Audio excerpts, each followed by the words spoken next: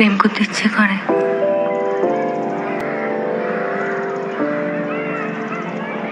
কেন?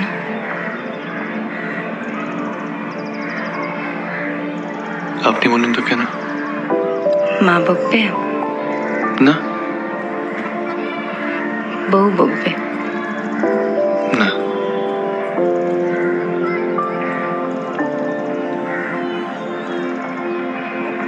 নিতে হবে। না। তাহলে